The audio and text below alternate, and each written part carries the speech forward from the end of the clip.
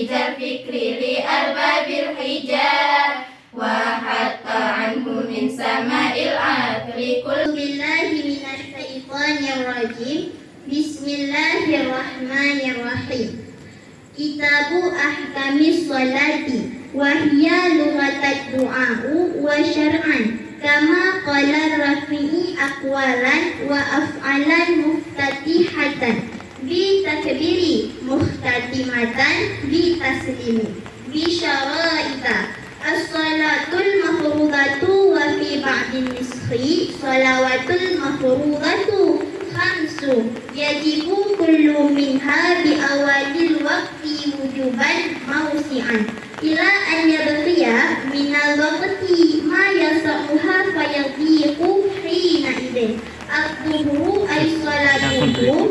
قال النووي سميت بذلك لأنها ظاهرة وسط النهار وأول وقتها زوال أي ميل الشمس عن وسط السماء. Dan diketahuikan akan demikian condong dengan berpaling bayangan hingga pihak timur sesudah habislah pendeknya bayangan.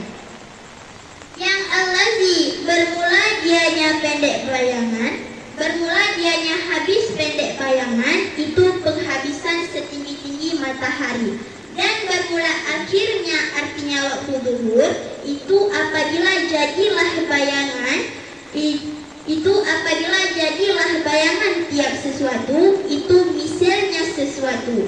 Sesudah artinya ketiadaan bayangan tergelincir. Dan bermula bayangan pada logat itu penutup. Kau kata bermula saya itu pada bayangan fulan artinya penutupnya fulan.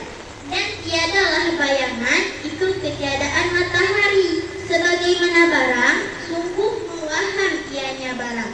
Akan tetapi bermula dianya bayangan itu perkara yang ada yang menciptakan akannya bayangan oleh Allah Ta'ala bagi manfaat badan dan selainnya badan. Bismillahirrahmanirrahim. Dalam kitab ini ingin menjelaskan tentang hukum salat. Salat menurut bahasa ialah doa. Berarti tiap-tiap yang didoakan itu dinamakan dengan salat. Sedangkan salat menurut agama sebagaimana yang disampaikan oleh Imam Rafi'i adalah satu perkataan dan perbuatan yang terjadi dalam rukun salat, yang dimana dimulainya dengan takbir dan ditutupinya dengan salam beserta mencukupi syarat-syarat salat. Itulah salat menurut agama. Jadi salat yang difardukan itu ada 5, yang mana masing-masing dari salat tersebut wajib melakukannya di awal waktu dengan kewajiban yang diperluas, yang mana bagi kita tidak harus menyegerakan salat itu hingga waktu yang tersisa hanya mampu memuat salat. Jika waktunya sempit, maka bagi kita harus menyegerakan salat tersebut. Salat yang difardukan ada 5 waktu. Yang pertama ialah salat zuhur, kemudian salat asar, salat maghrib, isya dan subuh. Yang pertama ingin dijelaskan yaitu salat zuhur. Berpendapat oleh Imam Nawawi, mengapa dinamakan dengan salat zuhur? Karena salat tersebut memang sudah jelas terjadinya pada pertengahan hari, makanya dinamakan dengan salat zuhur. Yang mana awal-awal dari waktu salat zuhur di saat matahari sudah tergelincir daripada pertengahan langit, yang dimana matahari pertama berada di tengah-tengah langit, kemudian dia tergelincir ke arah barat, ke arah timur, maka itu sudah masuk dalam awal waktu zuhur. Yang dimana proses penggeserannya matahari bukan menurut dasar penglihatan mata pada kenyataannya, namun apa yang nampak oleh kita. Yang dimana kita tahu matahari itu tergeser bukan karena kita lihat matahari, tetapi karena kita melihat sesuatu yang nampak pada pandangan kita. Seperti contoh kita melihat bayangan. Jika bayangannya seperti ini, maka sudah masuk waktu salat ini. Maka tak tahunya dari tak lihat bayangan. Jadi tak ketahui dengan penggeserannya matahari dengan sebab tak lihat bayangan yang sudah berada di pihak timur. Yang pertama, bayangan tersebut habis pendek. Maksudnya, misalnya kita taruh sesuatu di bawah matahari. Dia sebelum masuk waktu zuhur, bayangannya berada di sekeliling barang tersebut. Di saat sudah masuk waktu zuhur, bayangannya akan sedikit berada di dekat barang tersebut.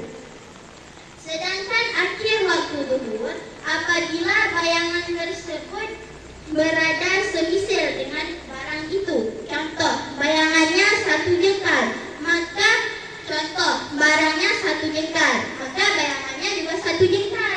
Apabila bayangan dan barang semisil, berarti sudah habis waktu zuhur. Sedangkan bayangan menurut bahasa ialah penutup. Berarti tiap-tiap yang menutup dikira bayangan. Seperti contoh, bermula saya itu pada bayangan bulan. Berarti saya sudah ditutupi oleh bulan. Yang mana maksud menutup situ ialah bayangan.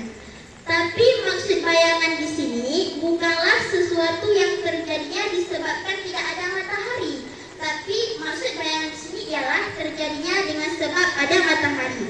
Sebagaimana orang memahami punya yang salah. Makanya di Tengku ditulis dengan lafaz ini agar orang tahu maksud bayangan yang benar. Bayangan ialah suatu perkara yang ada, yang dimana Allah menciptakannya untuk manfaat badan. Bagaimana manfaat badan? Seperti contoh kita berjalan di kepanasan matahari, kemudian ada bayangan pohon, kita bisa berteduh. Itulah manfaat badan. Dan selain badan, Wallahu a'lam.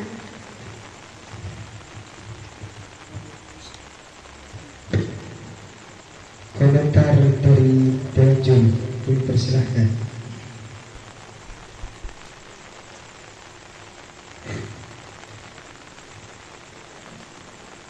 Halaman 121. Yajibu kullu minha bi awalil waqti wujuban wasi'an. Pada lafaz wujuban sebagai apa dia jatuh i'rabnya? Maf'ul mutlak. Definisi maf'ul mutlak Sesuatu yang menjelaskan yang belum jelas. apa yang belum jelas di situ? Wajib.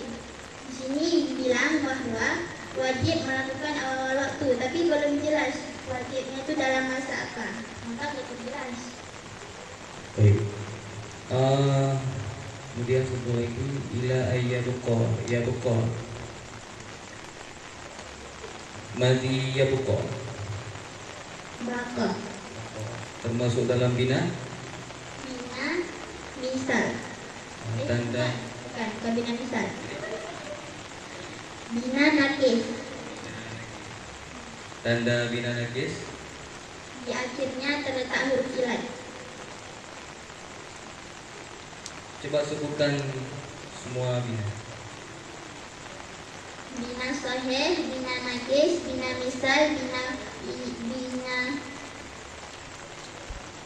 nakis, bina misal, bina sahih, bina ajwaf, bina mudha'af, Sabun. Bina lafih.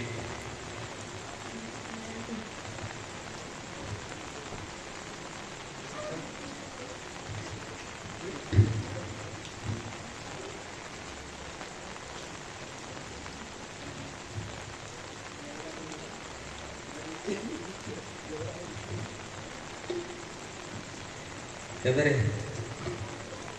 Kabar kejadi. Kabar minggu nora.